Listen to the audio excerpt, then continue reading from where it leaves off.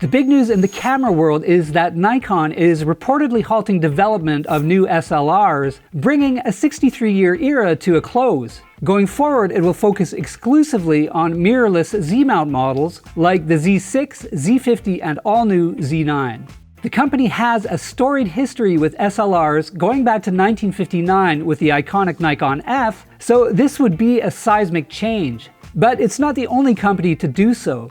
Canon recently confirmed that the EOS 1DX3 will be its last flagship DSLR, and Sony moved to selling only mirrorless cameras last year.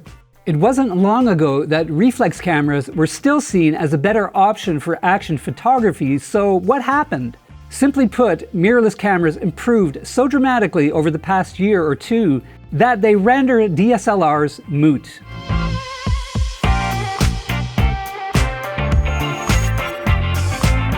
Despite the rise of mirrorless, many pros have held on to their DSLRs for a couple of reasons. The biggest is speed.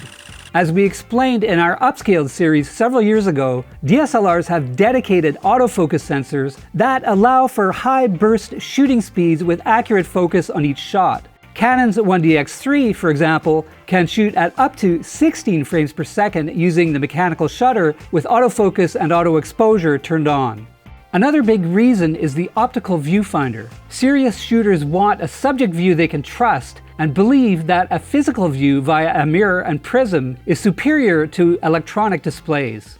And finally, there's handling and battery life. Pro DSLRs have weighty bodies and big grips that make for stable shooting platforms, particularly with massive telephoto lenses. They're also covered with buttons and dials for easier handling. And the optical viewfinder doesn't use the battery, so DSLRs can shoot many more photos on a charge. The latest mirrorless cameras have allayed most of those concerns though. The biggest change is the introduction of stacked sensors with much faster readout speeds that allow for rapid bursts and more accurate autofocus. They also produce less rolling shutter or skew in electronic mode. That's evident with the Canon R3 mirrorless, for instance, which is a bit slower than a 1DX Mark III in mechanical mode, but far faster with the electronic shutter. Sony's A1 is even more impressive, letting you fire off 50 megapixel RAW photos 30 times per second. And of course, Nikon's new Z9 mirrorless lets you shoot raw 46 megapixel images at 20 frames per second. That's with the electronic shutter because it has no mechanical shutter. By comparison, Nikon's flagship D6 DSLR can shoot 14 raw images per second that are less than half the size. The viewfinder issue is largely resolved as well. Until recently, mirrorless EVFs tended to be laggy, low resolution, and choppy. But all three of the above models have sharp and fast OLED displays with smooth refresh rates of at least 120 Hz. That arguably gives pro photographers an even better view than they'd get with an optical viewfinder. Finally, models like Nikon's Z9 and the Canon D3 are just as meaty as their DSLR counterparts and match them control for control.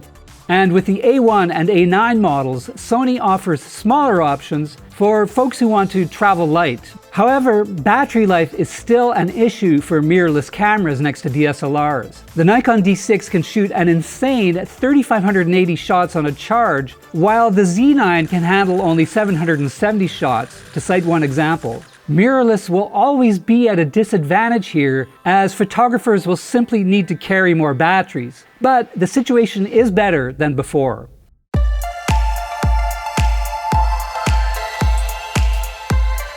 So yes, mirrorless models can go toe-to-toe with SLR cameras in these key areas thanks to the stacked sensors, improved EVFs, and better handling.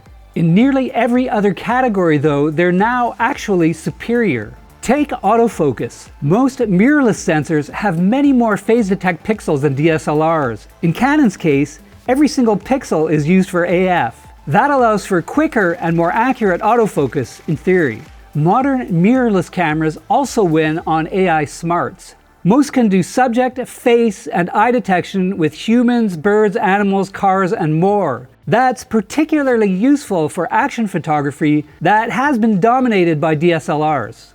The stacked sensors also heavily reduce rolling shutter that can result in wonky photos. They're now good enough to allow shooting of fast-moving subjects and have the benefit of being silent when shooting a fast golf swing, for example.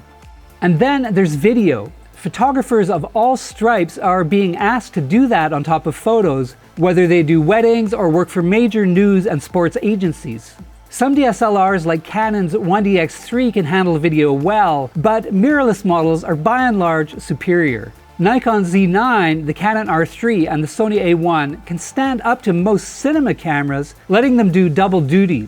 That's thanks to the incredible video autofocus systems, resolutions up to 8K, raw video capture, top-notch audio capabilities, and more. And that's not the end. Unlike DSLRs, most mirrorless cameras have in-body stabilization, so you don't need to have it on the lens. And lenses designed for mirrorless cameras tend to be smaller, lighter, and optically superior.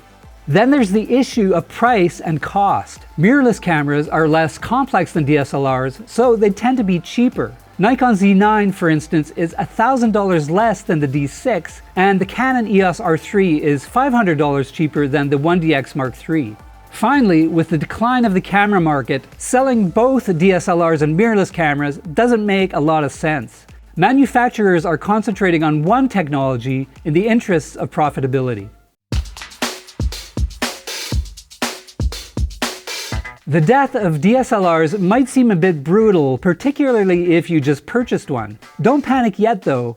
While Nikon and Canon appear to have stopped designing new DSLRs and lenses, they'll continue to manufacture and sell existing models. What's important is that mirrorless has not just caught up to, but will soon blow way past reflex tech. For example, Sony recently unveiled new sensors that can gather double the light of current stacked sensors, paving the way for fast, low-light shooting. Image processors will also get faster, EVFs better, and AF systems smarter. In other words, mirrorless cameras will improve at a rate that could make you forget that digital cameras with mirrors ever existed. Then we might only ever see them where they started, with a roll of film inside. Thanks for watching, and if you enjoyed this video, please hit like and subscribe, and for more on technology, check out Engadget.com.